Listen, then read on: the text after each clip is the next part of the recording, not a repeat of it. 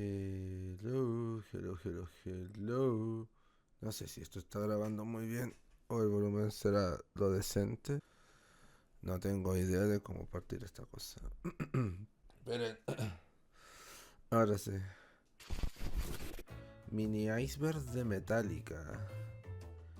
Por el canal El Pamol. El Paloma. Joder. Primer- Primera vez que hago esto y ya lo estoy haciendo mal. No por último pude haber leído bien el título, digo el nombre del canal, pero... Oh, aquí hay bastante otros icebergs que se pueden ver más adelante. Dale, dale, dale. No tengo ningún problema. Vamos a darle, vamos a darle. Al iceberg, mini iceberg de Metallica. No tengo mucho tiempo y tampoco quiero extenderme demasiado, así que venga, vamos con un minuto y dura 19. 20 minutos va a durar este video, quizás media hora. Metallica es una de las bandas de thrash y heavy metal más grandes del mundo, estando entre los tres más grandes de la música moderna solo por debajo de Queen y The Beatles. Actualmente son los Sí, referentes es más cierto. grandes del metal pesado y la cara más famosa, cosa que no es sorpresa pues su música es de la más accesible para personas que apenas se adentran a este género musical. Esta banda a lo Es... largo de su Eso es verdad, más o menos. Metallica es tan influyente que básicamente si uno quiere ser metalero de pequeño, Metallica es como su sí o sí para el mundo del metal y todo eso. Después vendrá una pelea, una disputa entre Megadeth y Metallica. Slayer no está tan metida ahí y Anthrax es como si es que la llegas a pillar así de repente. Si la encuentras antes que Metallica, qué raro. carrera ha recogido varios datos interesantes que tal vez muy pocos sepan. En este video vamos a hablar de anécdotas y datos interesantes en el formato de iceberg. Todos ya sabemos cómo funciona uno, así que vamos de una. Dale. No me acordaba de esta cosa. Metallica se formó en octubre de 1981. Sus miembros fundadores han sido James Hetfield y Lars Ulrich. El primero es Sí, conocido por ser el ya guitarrista sé. rítmico de la banda y vocalista en cada material discográfico. Sí, James sí, empezó en sabe. la música tocando el piano en casa de un amigo de la infancia para años después empezar con una guitarra.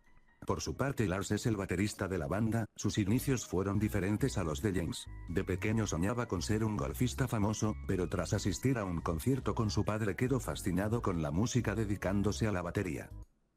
Golfista. Que no era tenista. Pues su padre era un tenista profesional bastante bueno en su tiempo. Bueno, bueno, eso es lo que cuentan. No voy a indagar en esa profundidad porque recuerdo que había mencionado mucho que era tenista, no golfista. Ahí puede haber un error. En el 81 Lars colocó un anuncio en el periódico para formar una banda. James al verlo decidió entrar pues uno de los requisitos era conocer al grupo Motorhead. Pero igual no es mal plan. No es mal plan. Mi propósito es armar una banda solamente para conocer otra banda. No es mal plan. Es como un propósito bastante interesante. Nunca lo había pensado de esa manera. De verdad. Nunca pensaría en armar una banda para conocer otra. Fuera de todo hueveo. Yo siempre he pensado como armar una banda para ir de gira, ganar dinero, hacer música, hacer lo que te apasiona, pero nunca como para conocer otras bandas. El Me... nombre de Metallica es tan icónico dentro de la industria musical, pero curiosamente este no iba a ser el nombre oficial de la agrupación. En sus inicios se llamaban Phantom Lord, pero una tarde mientras Lars hablaba con un amigo que estaba organizando un evento de música, le preguntó qué nombre quedaba mejor, Metalmanía o Metallica. Lars sugirió la primera pues había quedado enamorado del segundo nombre y en secreto llamaría de esa manera al grupo. Es muy rastrero esa movida. Pero, mira, la falta de talento de Lars lo, co- lo compensa con inteligencia. O sea, la manera de hacer, em, no sé, algunas ideas espontáneas, por así decirlo. Ah, Dave El Mustaine. famoso vocalista de la banda Megadeth no inició con su propia agrupación. Ya es conocido que Dave Mustaine estuvo dentro de Metallica durante sus inicios. Este se unió de la misma manera que James, con la diferencia de que Dave entabló una gran amistad con Lars, pero una rivalidad casi mortal con el vocalista. Su carrera en Metallica acabaría por sus graves problemas de alcoholismo y por haber pateado al perro de James. Oye, eso sí que es. No, eso ya es razón. Esas son razones de sobra.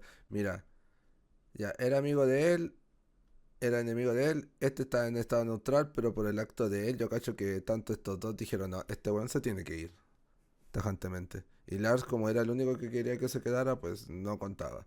Así que eran dos contra uno. Así que definitivamente. Y mírale la cara que tiene este weón. Mírale la cara que tiene este pajarón. Man. Y más encima con un mojito. Mañana fue enviado a un autobús de vuelta a su ciudad natal y ocasionando el odio absoluto a la banda. Para que este no mintiera sobre su expulsión, Lars se encargó de decirle a sus conocidos la realidad, haciendo que su odio creciera aún más. Actualmente las cosas Ya. entre Metallica y Megadeth están tranquilas. No se consideran amigos, pero al menos Dave pudo soltar el pasado y continuar con su carrera, aunque actualmente está siendo duramente criticado por sus declaraciones contra el New Metal. O sea, contra el New Metal está justificado. Dependiendo de qué bandas estemos hablando. El pedal wah es un accesorio para instrumentos de cuerda especial para hacer sonar la guitarra con aún más distorsión. Kirk Hammett, guitarrista líder de la banda, usa constantemente este instrumento, empezando desde el primer álbum de la banda. Mayormente se deja ver este sonido tan característico en sus solos de guitarra, aunque también aprovecha para hacer sonar su instrumento durante los versos o estribillos. Si el copyright no me afecta, a continuación les dejaré unas muestras. No, a mí igual.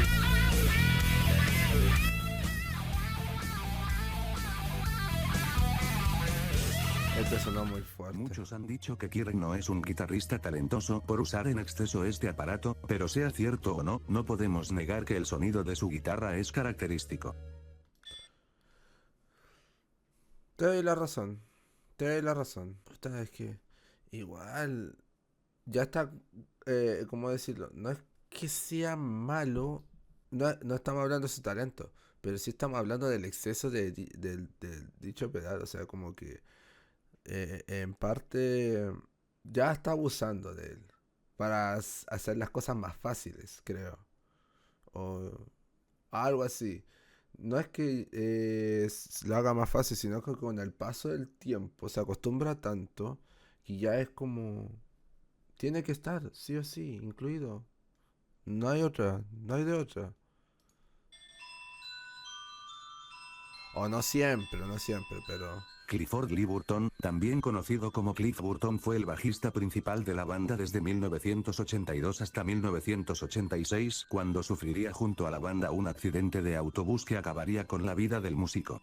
Se le conocía como el alma de la banda, además del mayor compositor del grupo hasta su álbum Master of Puppets. Su forma de tocar el bajo, el cual llegaba a confundir por su sonido agudo, era demasiado característico e inconfundible.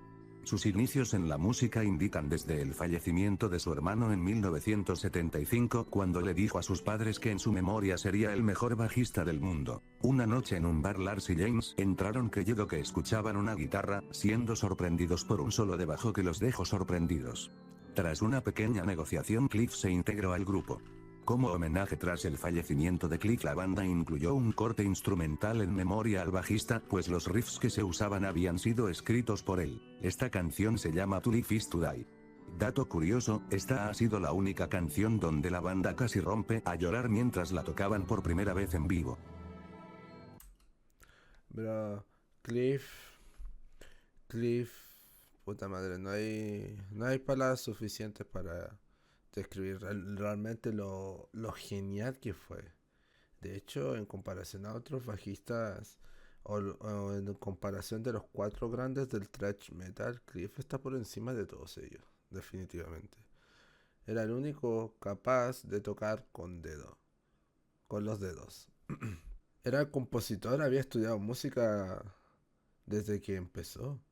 Básicamente nunca dejó de estudiar música. Era en palabras resumidas, era un nerd de la música. Un nerd en el sentido de que también le gustaban los cómics, la medicina y todas esas cosas. Era bastante inteligente, realmente inteligente. Y utilizaba su composición musical para componer las canciones de Metallica, por lo menos desde el segundo disco hasta el último. No recuerdo cuál fue, pero sé que estuvo como 4 años en la banda y en esos 4 años se logró grabar dos discos. El primero no tanto, no tuvo mucha participación, pero porque el primer disco, el Kim It All, Metallica ya tenía las canciones escritas, pero él compuso o ayudó a componer la última, no recuerdo cuál era, pero así más o menos fue la historia. Ron Magovni fue el primer bajista. Sí, mira, con el primer disco habían grabado con él, pero después este se fue, porque ya no los aguantaba tanto. Que tuvo la banda antes de salir en 1982 por culpa del acoso que sufría por parte de Dave Mustaine, quien lo insultaba y dañaba su instrumento. Actualmente se sabe poco de él salvo que tocó en vivo con la banda para el 30 aniversario. Sí, no hay mucho para comentar sobre él. Su carrera en la música duró poco y apenas se tienen registros de qué hizo tras salir de la banda. Metallica, o también conocido como Black Album, es el quinto disco de la banda y el que los catapultó a ser la banda más conocida de todo el mundo. Anteriormente yo ya hablo de este disco en su video sobre los álbumes para posers, pero yo les hablaré de él en más profundidad. Tras la enorme crítica que recibió su material anterior y con la influencia de bandas más pop que estaban en la escena musical, Metallica decidió dar un giro a su sonido. Con la ayuda de Bob Rock la banda se empeñó en un disco que pudiera entrar en la nueva cultura estadounidense. Fue así como en 1991 Metallica sale al mercado. Este álbum vendió alrededor de 30 millones de copias, mucho más que todos sus lanzamientos anteriores juntos. La banda en un principio no tenía confianza en este disco, pues se alejaba bastante al sonido crudo y tras el que los dio a conocer, y es por eso que el grupo se ganó el apodo de Vendidos. Hay muchos vídeos en la plataforma que hablan de este tema, así que les dejo uno de ellos en la descripción. De Vendidos no sé, uno hace música pero los resultados se ejecutan después. Complicado decir directamente que tan bien le va a ir el disco. A veces uno nunca sabe qué es lo que vaya a pasar eh, más adelante. Tú haces algo y lo haces así como quien dice, con poco interés, básicamente algo que cualquiera puede llegar a hacerlo, o lo pensáis de esa manera, y de repente se hace mega conocido, mega famoso. Y uno no sabía lo lejos que podría llegar. Cuando uno crea algo y se da a conocer por el mundo, uno no sabe las repercusiones que puede tener, sean negativas o positivas.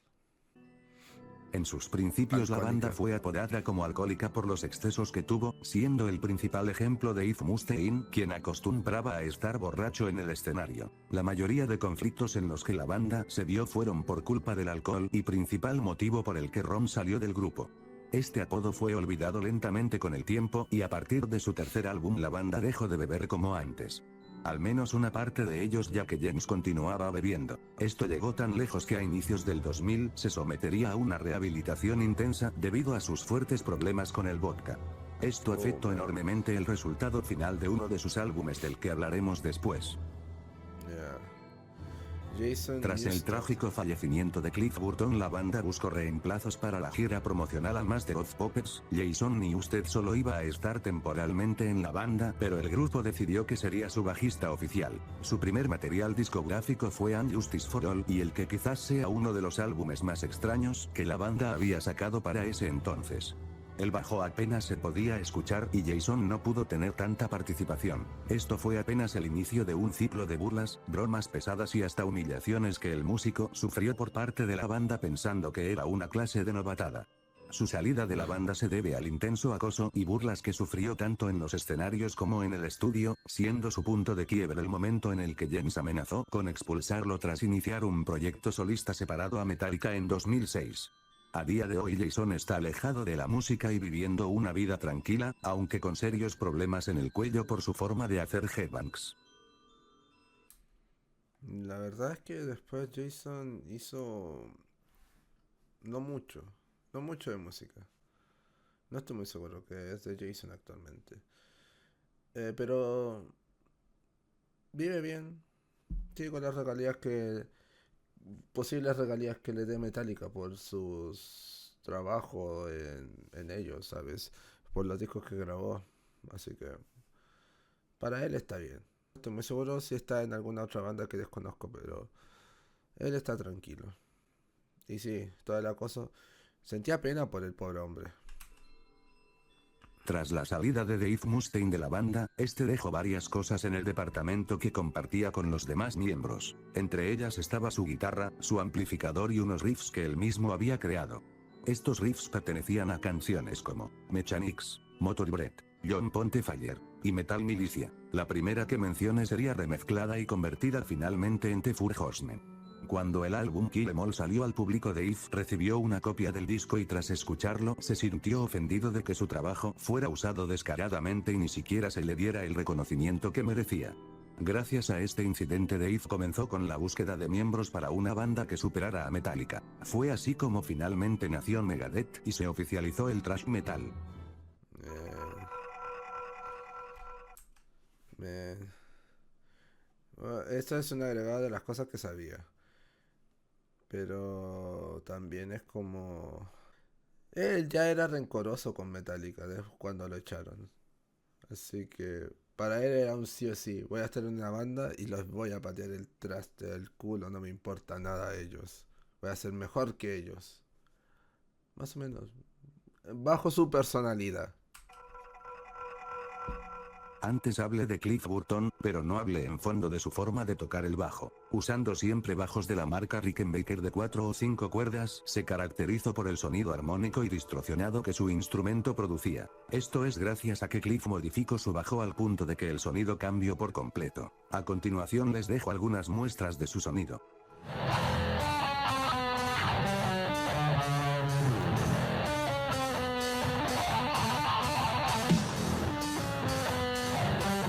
El sonido era tan agudo y distorsionado que muchos lo confundían con una guitarra, cosa que pasó con James y Lars, como comenté antes, ya que junto a las modificaciones que le hizo a su instrumento también usaba frecuentemente un pedal wah como kick. Sus más famosas muestras se dan en canciones como Anesthesia Pulling Tit, Forum the Beatles y Orion. Dentro de otras canciones se deja ver su creatividad, aunque muy por debajo de la mesa, como en Seek and Destroy The Call of Cthulhu. Era un pedal de distorsión. El amplificador también ayudaba. Y el pedal guagua nunca estaba de más para él. Pero no sé si realmente utilizaba un pedal guagua. Tal vez sí, tal vez sí. Lemmy Kilmister también hacía lo mismo, también tenía un pedal de distorsión, un gabinete, o el otro aparataje que va encima del amplificador. Peter Steele de Type of Negative también. Como en Type of Negative solo tenían un guitarrista y él se encargaba más que nada para hacer efectos de sonido rítmico y todo eso. Peter Steele, sin miedo, le puso distorsión para hacer el sonido distorsionado de la guitarra mezclado con la pesadez del bajo. Es muy bueno ese sonido, demasiado bueno.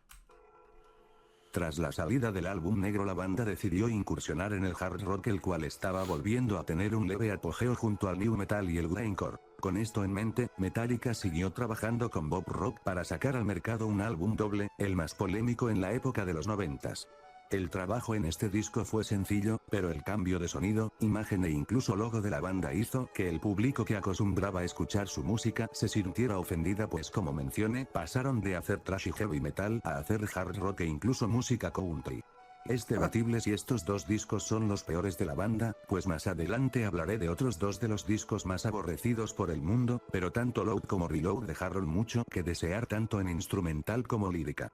Hay canciones aburridas que son insufribles, cosa que no estaría mal si no fuera el 60% del disco. Este es el mismo caso con el segundo álbum, pues apenas el 20% se salva. La idea de crear un disco doble puede resultar bien o mal según quien lo haga. Lastimosamente Metallica en este caso fracasó rotundamente y este ni siquiera sería el peor de los casos. Oh.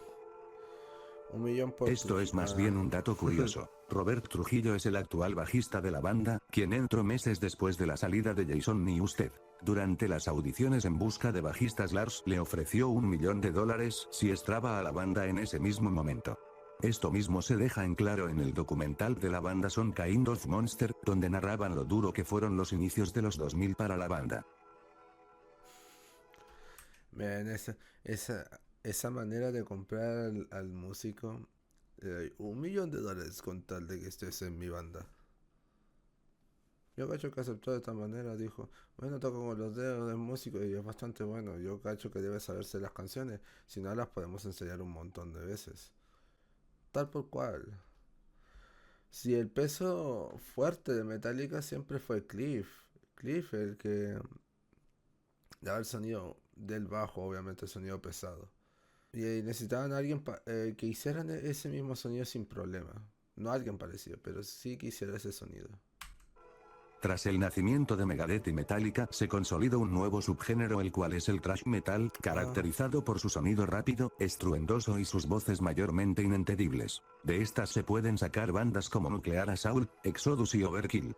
De entre tantas bandas hubieron dos más que fueron de las más famosas y las más sonadas en su momento: Slayer y Anthrax. Ambas llegaban a ser semejantes a Metallica y Megadeth al punto de ser nombrados como los 4 grandes del subgénero.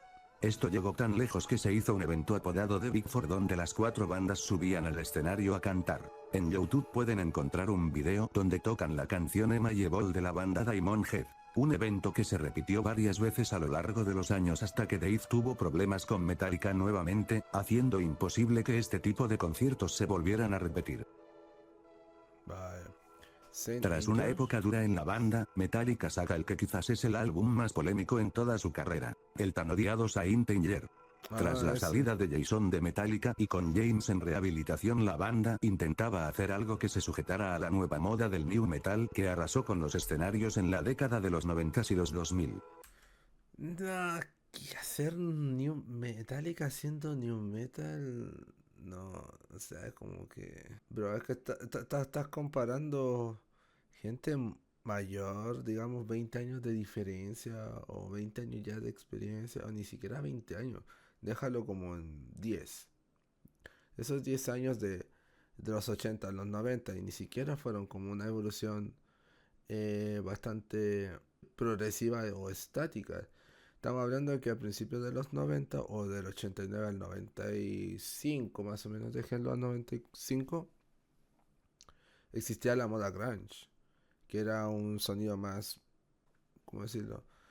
Hácelo tú mismo, o más de casa, muy de bajo presupuesto, en ese sentido. Muy de garage, eso. Con riffs que se repetían, no era un género complicado, la verdad es que no. Pero el grunge y el new metal son dos cosas muy diferentes. Completamente. No es como el hard rock, thrash metal, glam metal, otros derivados de los 80, porque eran básicamente ligeramente similares, pero tenían sus diferencias. En los 90 era un caos total, porque estaba el pop, el grunge, que todavía se trataba de mantener, y luego llegó el new metal. Como que no había ninguna relación estática ni subcultural, nada, todo era muy diferente, muy diferente. Es complicado porque se acaba el grunge a mitad de los 90, llega Korn y crea un nuevo género. No es algo que tenga mucho sentido. No tiene como mucho sentido el cambio tan abrupto o la mezcla. Su respuesta fue esta: un álbum deprimente, seco y muy monótono. La batería no ayuda en nada y la escasez de solos de guitarra terminaron por enterrar este disco. La crítica destrozó por completo este material hasta el punto de que la banda pocas veces toca canciones de este disco.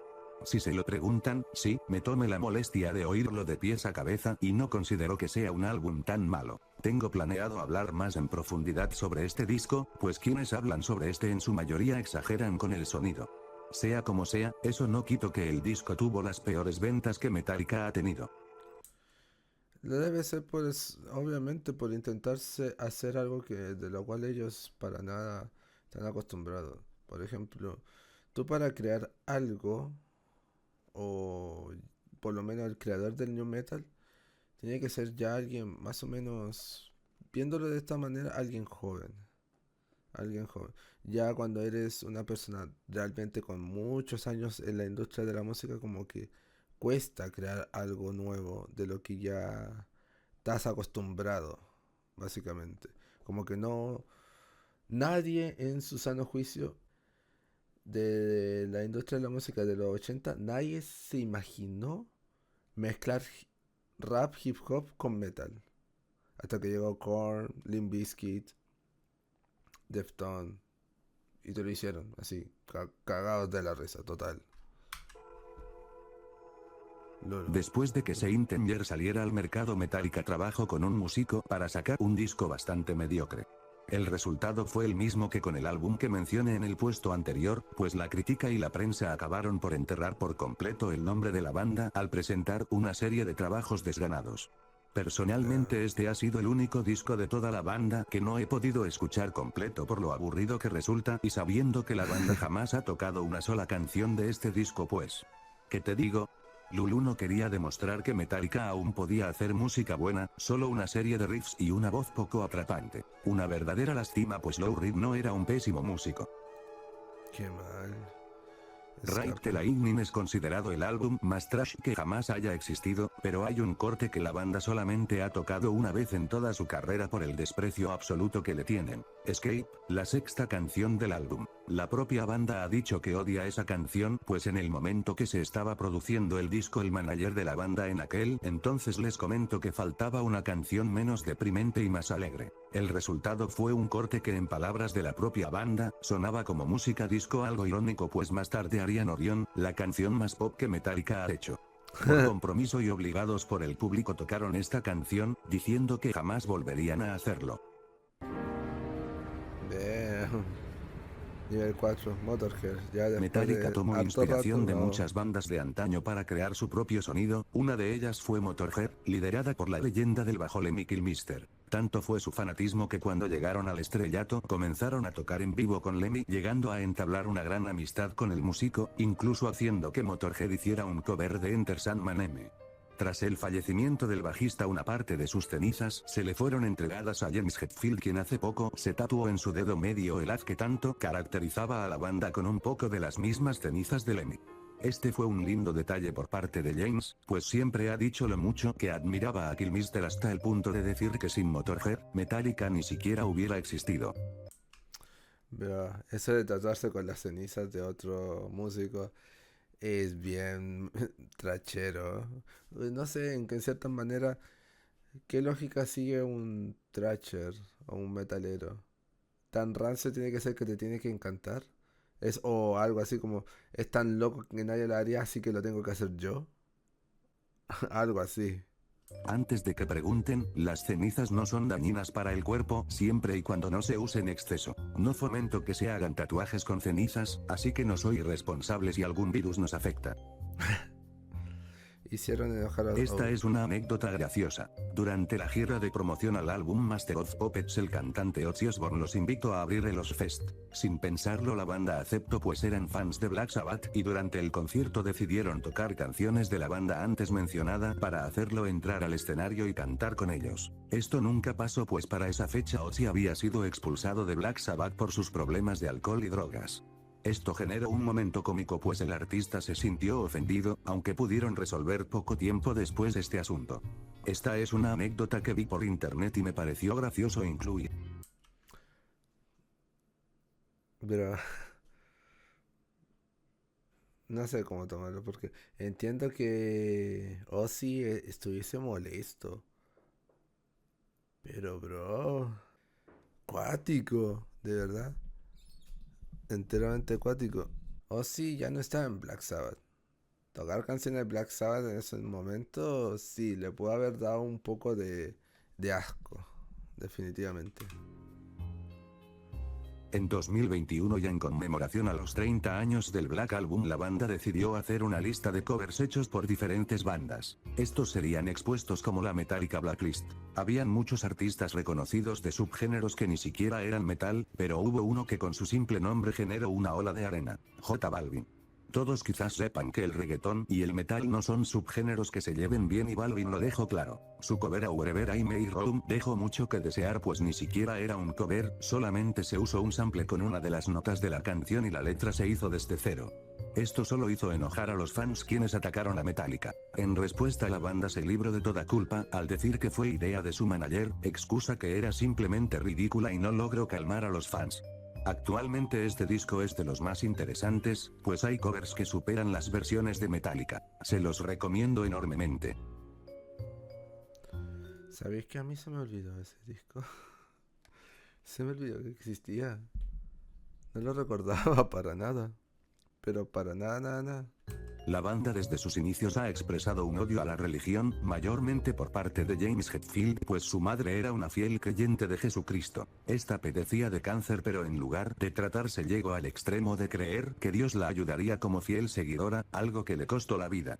En respuesta, James ha expresado en diferentes canciones su sentir sobre este tema, siendo Leper Messiah y The God That Fail las que mejor recalcan este punto. La primera habla de la manipulación que la iglesia y la religión imponen ante sus seguidores y así lucrarse con mentiras. La segunda trata el duelo y lucha interna que el vocalista carga tras ver a su madre luchar contra el cáncer esperando la salvación de Dios. En general, una de las canciones más personales que James jamás ha hecho, junto a Nothing Else Matters y The Unforgiven. Como dato curioso, durante la pandemia James tuvo dudas de si tratarse contra la enfermedad, pues su religión iba en contra de la medicina convencional, y aun cuando él no aprobaba esto, aún tenía dudas. ¿Qué? ¿Qué? Espérame. Bro, es que... No lo entiendo. No lo entiendo. ¿Por qué no lo hizo? ¿Por qué no lo hizo? Ni idea. Ni idea. Al mismo tiempo que se estaba grabando el álbum Seintenger, el baterista Lars Ulrich demandó a un sitio que alojaba toda la discografía de Metallica de forma ilegal. Este sería un gran error por parte de Lars, pues sería tachado de avaricioso, ya que no solo estaba demandando a Napster, sino también a varias universidades que usaban los servicios del servidor para poder descargar música ilegalmente, junto a una lista de casi 400.000 usuarios a los que Lars quería tratar como criminales. Este acto hizo que muchas bandas apoyaran a Napster durante la demanda, pues se les hacía una falta de respeto total a los fans que Metallica tomara este tipo de decisiones. Finalmente el juicio acabó con Napster siendo culpable por infringir derechos de autor, haciendo que a los pocos años sus servidores cerraran de forma permanente. Bueno, creo que eso sería todo por ahora. Quizás este no fue como tal un iceberg, más bien una serie de datos curiosos, pero esa era mi intención. Si recuerdas que esta banda tuviera algún dato interesante, turbio o desconocido, me gustaría leerlo en la descripción. Sin más que decir, me retiro. Denle like, comenten y suscríbanse para más contenido sobre música y para que el copyright no me banee cada video que hago. Soy Jack y que tengan un buen día. Ya, igual. No estuvo mal el iceberg. Para nada, bastante interesante. Algo más debieron haber hecho Metallica. Pero el tema de Dave pateando el perro, sí lo encontré cuático. Muy bonito iceberg. Recomendado a este canal. Seguramente vamos a volver a ver otro iceberg de este canal que está empezando.